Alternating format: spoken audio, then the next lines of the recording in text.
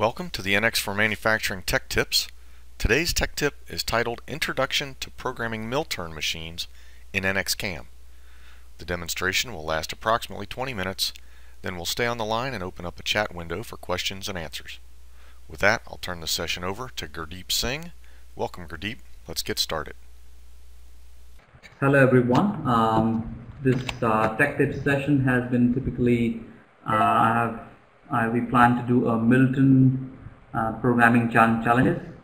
If you look into this slide, this is a typical Milton machine wherein we have multiple spindles for turning, that is a main spindle and a counter spindle. And not only that, we have multiple channels that are cutting stations. If you see here, we have a bead, a rotary bead, and then we have a turning turret which can mount the live tools on top of it. So this in totality forms a typical Milton application, a multi-function machine. As we can see that this throws up a lot of challenges in front of us to program these machines. Primarily the challenges are regarding the programming of these machines. And then we talk about the synchronization, how we synchronize these two channels of machines, this bead as well as the lower turret, to perform the operations on the main spindle and the sub spindle in synchronized motions. Also, there are challenges thrown in front of the users for post-processing, simulation, and then last but not the least for optimization of these parts to be machined on these machines. As far as programming challenges are concerned, there are some typical requirements from a CAM software point of view. The first and foremost being, we should be able to easily mount the part and set up the part on these machines. A part that has to be machined on a Milton machine has to be mounted both on the main spindle as well as the sub spindle. It's not only about the mounting of the parts.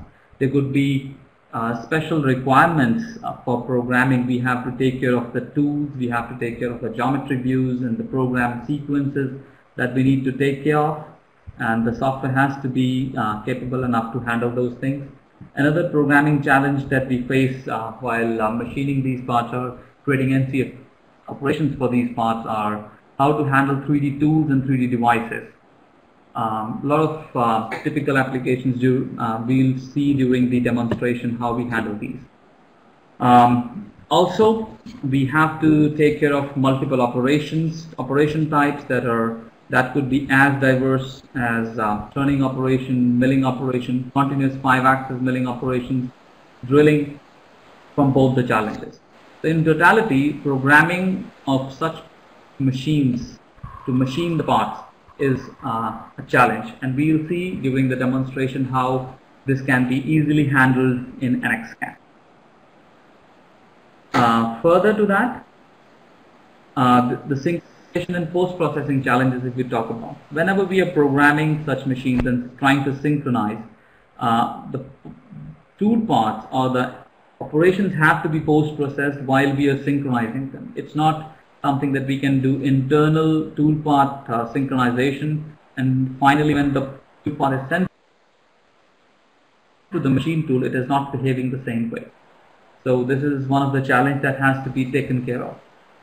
Like we said that we are taking care of multiple operation types, turning, milling, and so on, 5-axis operations.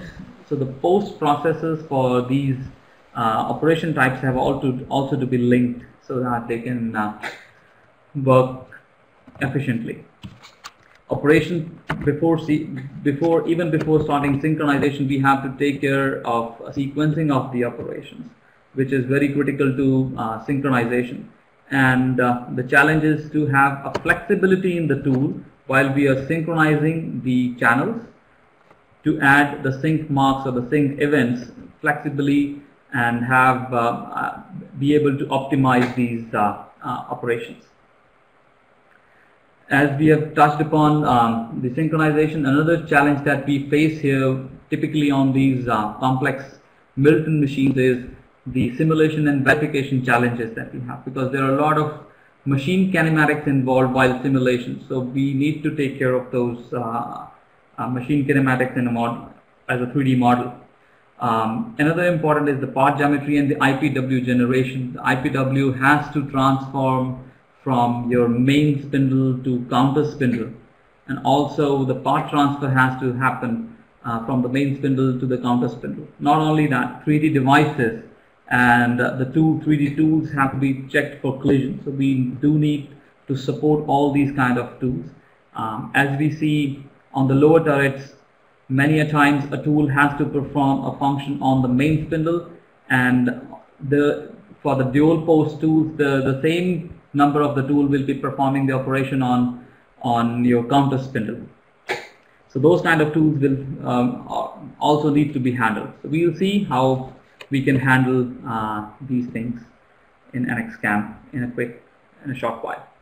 Another challenge that these Milton machines throw in front of a programmer are that the solution has to give you an accurate time calculation, because it is based on the feed rates. The synchronization is based on the feed rates, and in turning operations, many times the feed rates are calculated based on the diameters that are being machined, typically in turning operations. So the calculation has to be very accurate, and efficient sequencing and the flexibility to make these make changes to these sequences. So I'll quickly go ahead and show some of the things in live demonstration. So I will just quickly stop sharing this slide and go to share my screen. If you see here, this is a typical Milton application part having turning operations to be performed. Not only that, we have some milling faces that need to be milled out, and then there are some pockets combined with holes on the PCB as well as holes on the cylindrical periphery. Not only that, we have this operation needs this part needs to be machined in double settings, so mainly on the main spindle as well as on the counter spindle. The first challenge that was how we can set up this part very quickly on such a complex machine and have the environment ready pretty easily. And we need to have an environment, not only for, we can customize the environment for one single part, but how about if every time you have a new part? So that kind of flexibility has to be there in a system in order to give you an efficient setup and environment setup for programming. So for that, typically NX templates happen to be a great help while setting up these parts. Let me quickly show you that. If we go to start a new file, I have already created this is a part that we have with us. The only thing that we need to take care is the coordinate system has to be at the plane of rotation. XY plane has to be according to your turning plane, so which is already set. Other than that, if we can go into manufacturing and we can have templates created here. What I typically template that I will use or I have created for this demonstration is, let's say, configuration 3 template, which is which will install and set up the environment for me. I can quickly change the name here. Let's say Milton Tech Tip Part Setup 1. Now this is going to reference the part, going to use the master model concept for setting up the part. So if we're going to use this Milton part portion, and this is the new setup environment that we'll be creating. And when I click just OK, it will start to load all the requirements as defined in the templates for setting up of this part. And quickly we will see the part mounted on the main spindle, and not only on the main spindle but also on the counter spindle as well. Now this typically is happening because we have set up the template like that. It's not only the parts will be mounted to their correct position. So as you see here,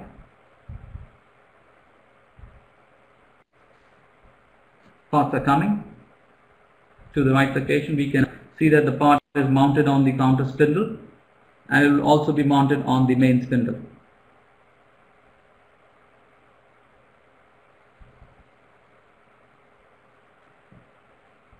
So as we see here,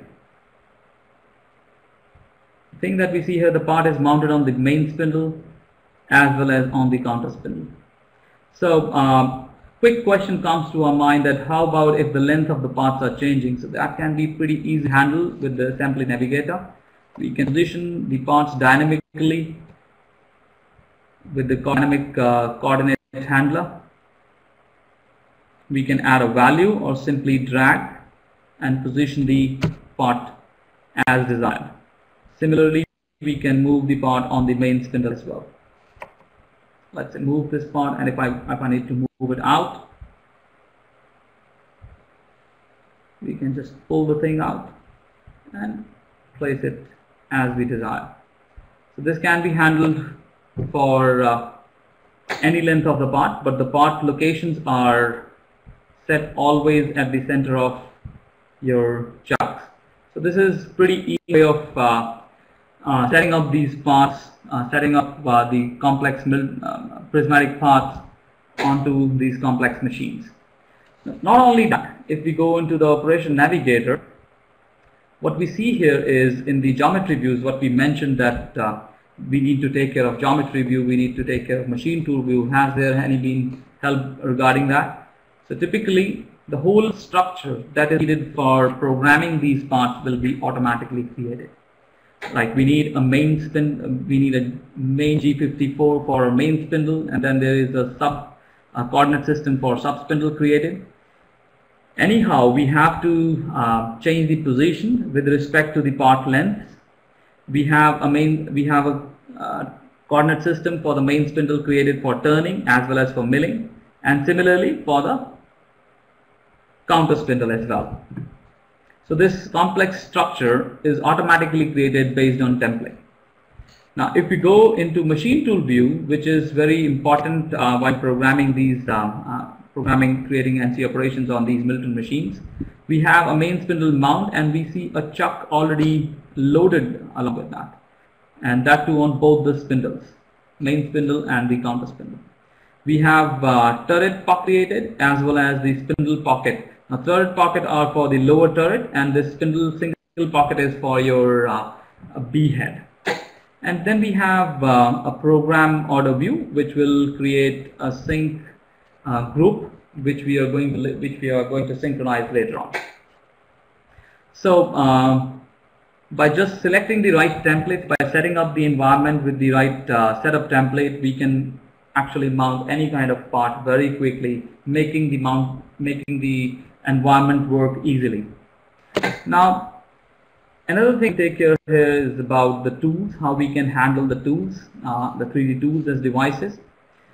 Typically, let's say if we want to mount a holder onto the lower turret, we can quickly go and double click here on the machine that has been added, and we can retrieve the device from the library. If we go here in the tool holders, we have here a tool holder typically created, let's say a duo block tool holder, which has been created for this template. So if we just click OK, the tool holder will be mounted onto one of the pockets. So if you see here, this is a tool which will be numbered, let's say this is tool number 1, but while performing the operations, it has two pockets. The tool pocket on the left has to perform the operation on the main spindle, and the tool pocket on the right has to handle the operation on the counter spindle, but it's the same tool number. Let's say we go and add a 3D tool into it. We can right click on the pocket and just say insert a tool, and we go and retrieve it from the library. I would go into turning tool. Let's say I give a reference by which I have already added some of the tools in this. So here will be the list of tools from where we can select the tool that needs to be mounted here. Typically we can mount a tool, and let's say I want to mount a tool with a D type insert. Let's say OK.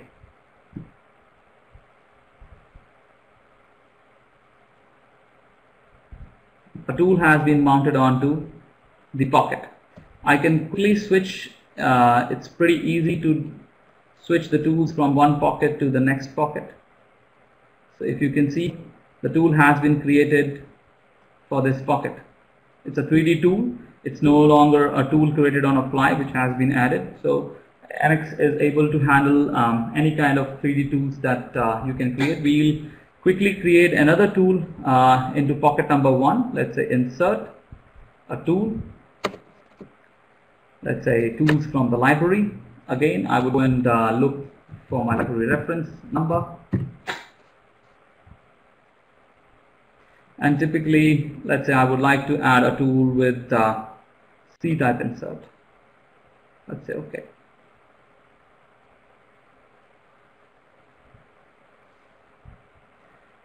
The challenge here is how this tool with the same number can perform the operation on how is it handling the junctions or the tool register numbers.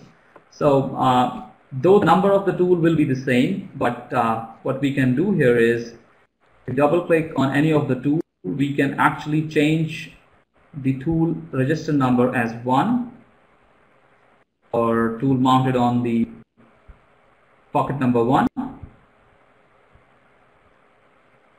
and similarly we can change the tool register number as 2 for the other tool, which will take care of the correct positioning of the tools when they are performing the operations. So this is how we can handle the tools with multiple inserts as well. There is a quick way when the tool geometries are really complex and you would want to have a simplified operations. Simplified, not really, you won't like to switch between these tools. So what we can do is insert another tool here. Let's say I would go and insert a tool from the library, again a turning tool, and look for the references here. And we can typically add a tool, let's say a W-type tool onto pocket number 2, which will be mounted. But this time the tool is not only the tool body itself, but it comes with the holder. So the whole assembly has been added as a tool. Now NX gives you a flexibility for the programming ease that we can add multiple tools into the same pocket. But for that, we can change the capacity of tool from 1 to 2. So for the programming aspect, ease of programming, we can actually mount 2 tools in the same pocket. Let's say insert tool. Again, I would go for a turning tool here.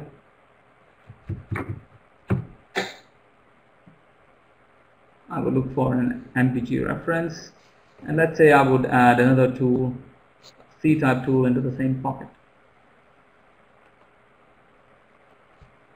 We see here the tool has been added to the same pocket. So there are the 2 different flexible ways of handling the 3D data. We can also add a 3D tool, a typical 3D tool onto the spindle as well on the main pocket. Let's say insert a tool, and again we can retrieve it from the library. A turning tool for the main spindle from the B head. We go and look for the reference numbers, and we can mount this tool. The tool will be added onto the spindle pocket. And as we expand this, we have a tool created here. And you will see a tool appearing in the pocket. Once we highlight that, the tool is appearing in the pocket here. So that's a turning tool for the main spindle. You can also go on and add a lot of other devices for holding the drills and so on. This is how we can handle. NX gives you a very flexible solution first to mount the parts, create the setup environment, and a flexible solution to handle the 3D tools and devices. Let's quickly go and have a look at some of the operations that we can, how we can create the operations which we have already done, and I'll quickly show you how these operations are running while we are doing the simulation. Now, typically here, what we have here, we have, as you see on the turret below, we have a lot of drills that are going to perform operation for the radial drills on the periphery of the cylinder. Also, we have live tools mounted for performing the PCD drilling operations, and some operations to perform turning tools. And there are a few operations that are performed from the main spindle. How we can quickly make out which operations are performed from so if we go typically into a program view, if you see here, we have this information regarding the channel. So the channel number, this is a 2-channel machine, this is the channel number 1, and the lower turret is the channel number 2. So every operation is marked with from which channel is this program or this operation being performed. So very quickly it gives you the information which channel is being used. It's a single environment. You don't need to switch between the environments, create your facing operation as well as your milling operations. If we have here, typically we have a planar mill operation, which is a milling operation to machine out this flat around this region. Also, we have machining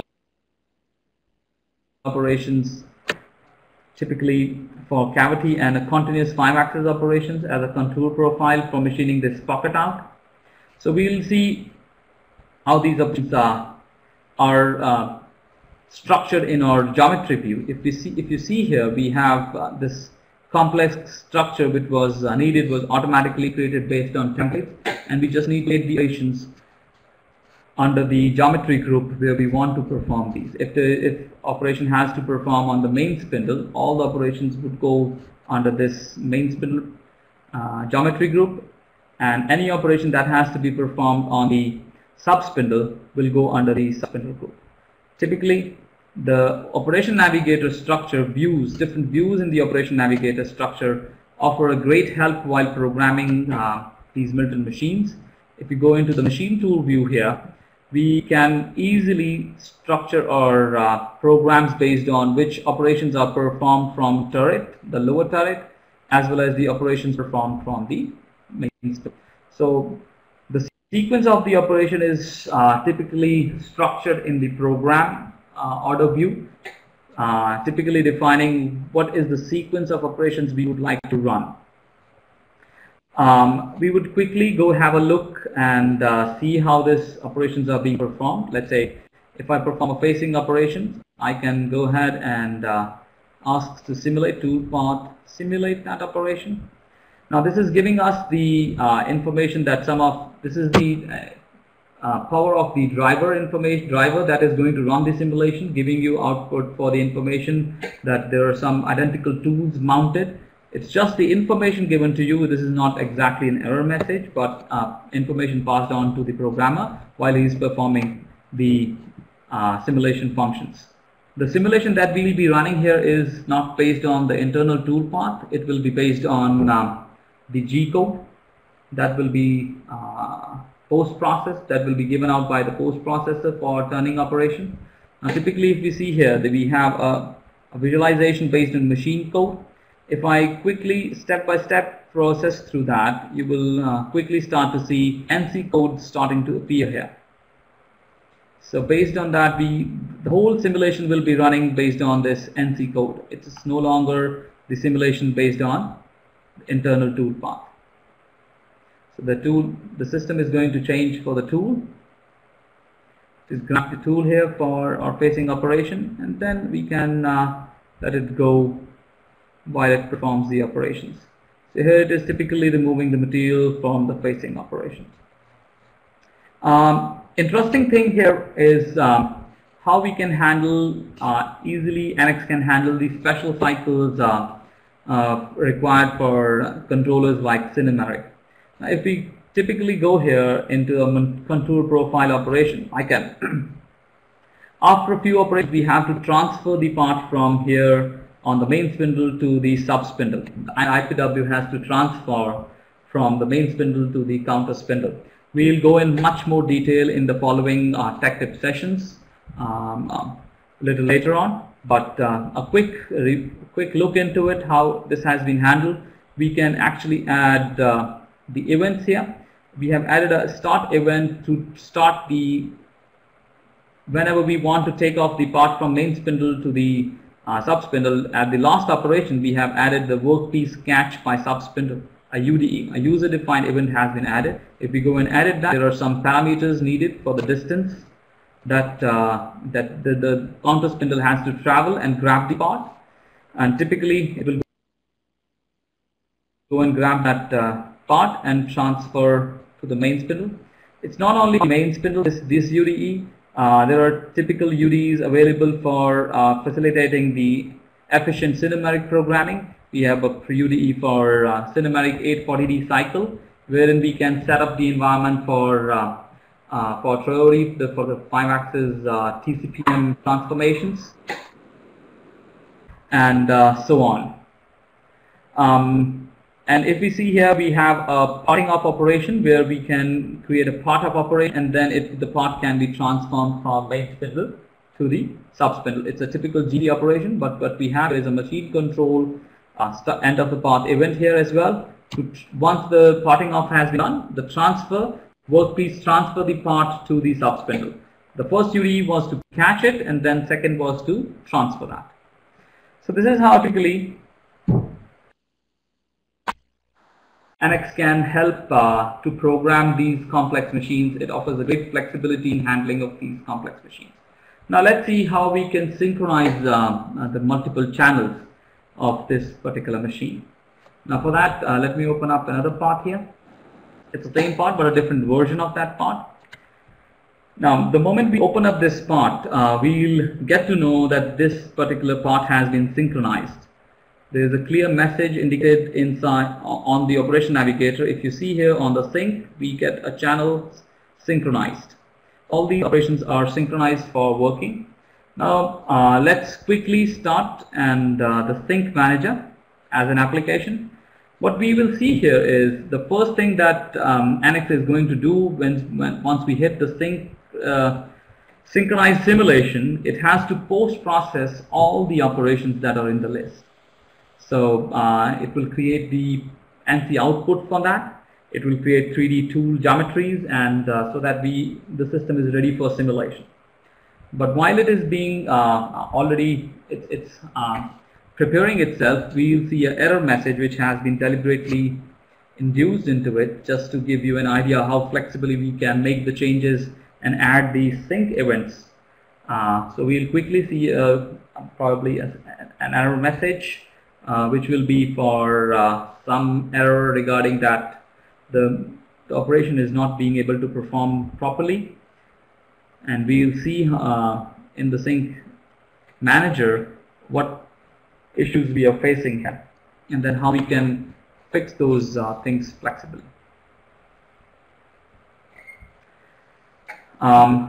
Sync manager typically gives an environment where we can channelize the operation, synchronize the operation based on the two channels we have. We can drag and drop the operations for which operations to perform first. As we see, we have received an error message. I would just say OK, and we will be routed to sync manager. You can have a time-based calculation of these operations.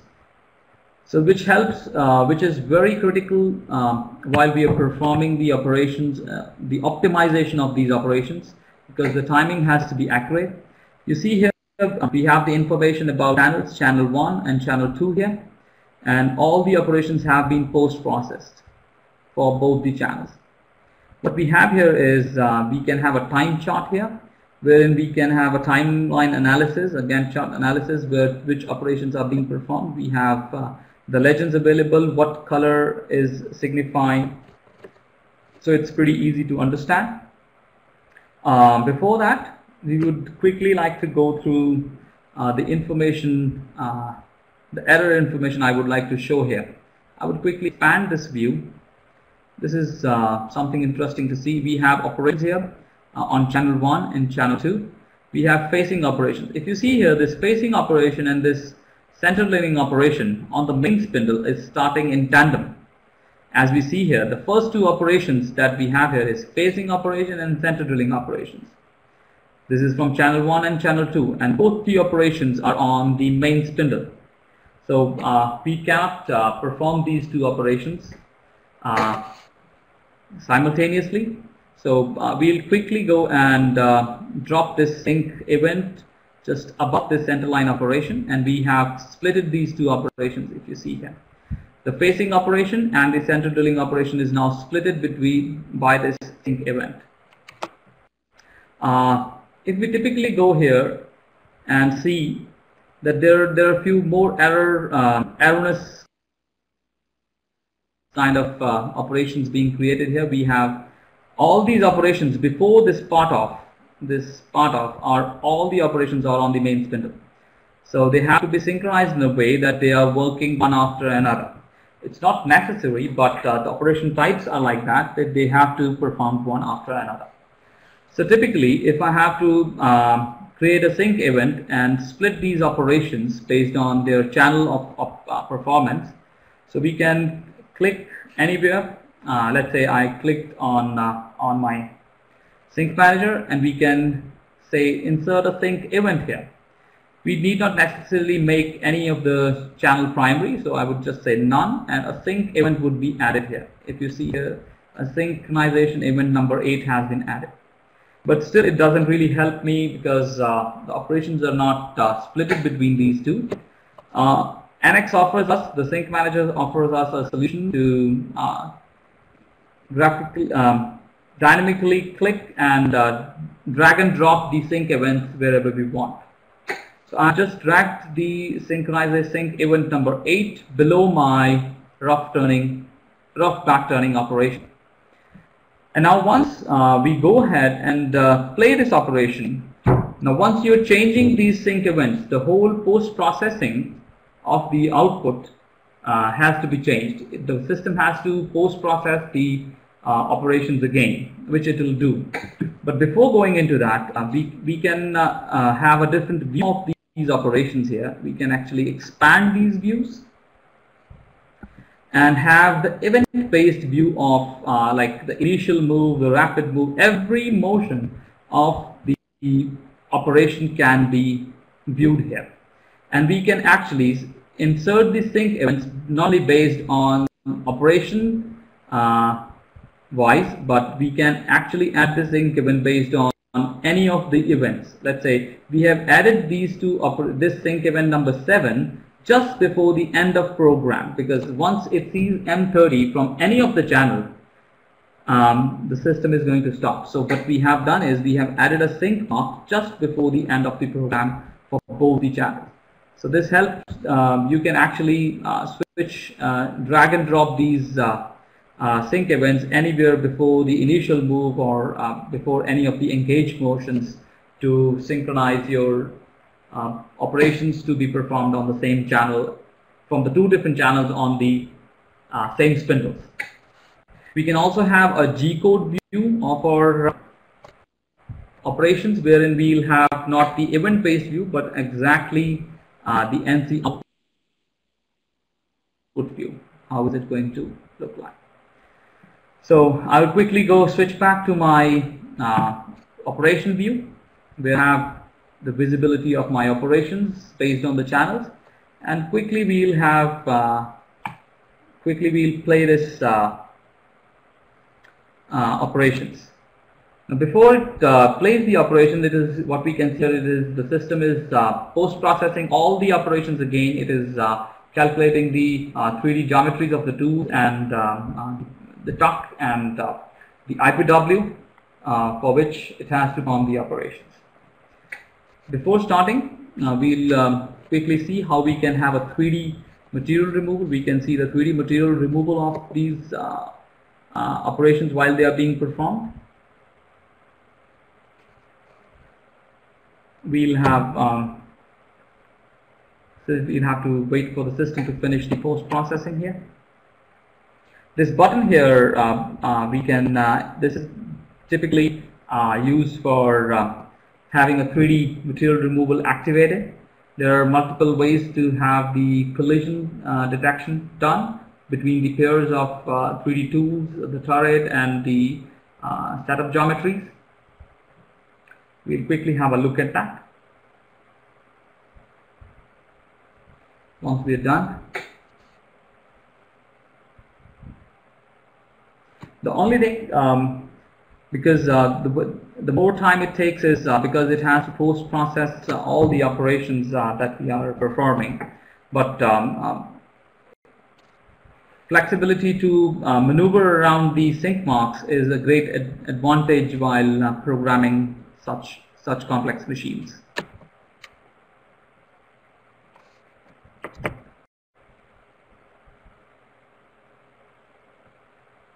Okay, it goes to change the tool, but before it goes to change the tool, I will quickly pause for a while and then play it in.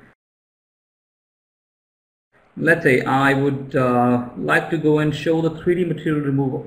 As you see here, that PW has appeared.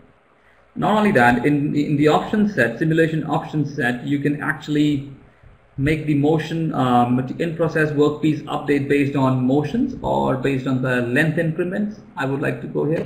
You can define the collision pairs. If you can set the collision detection on, and you can define the pairs between which you want to find the collision. So typically you can do such things. Let's say okay, and I would say it again. Now we'll see the sequence of the operations being performed one by one. I think just because of the graphics requirement for transferring this over the internet, it's taking a little, it's working a little slower.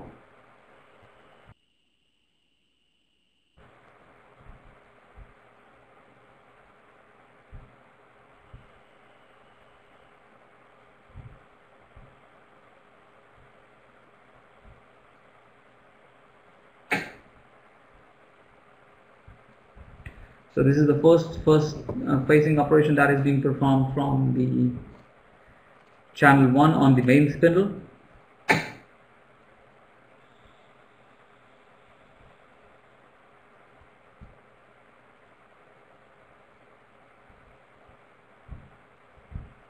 And then we'll have a center drilling operation coming from the lower turret. So this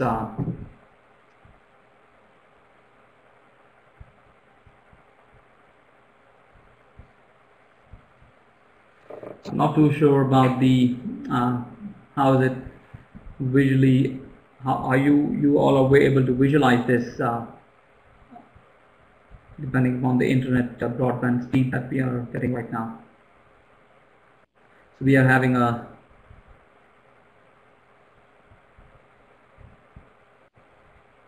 center drill coming from the lower turret, which is a live tool, going to perform a center drill operation here.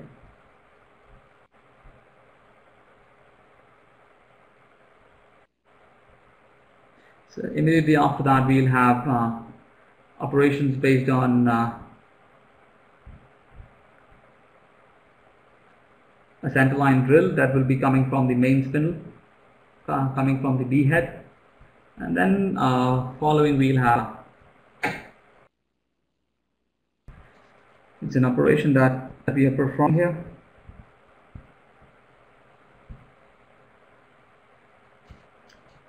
A centerline drilling operation for the main spindle.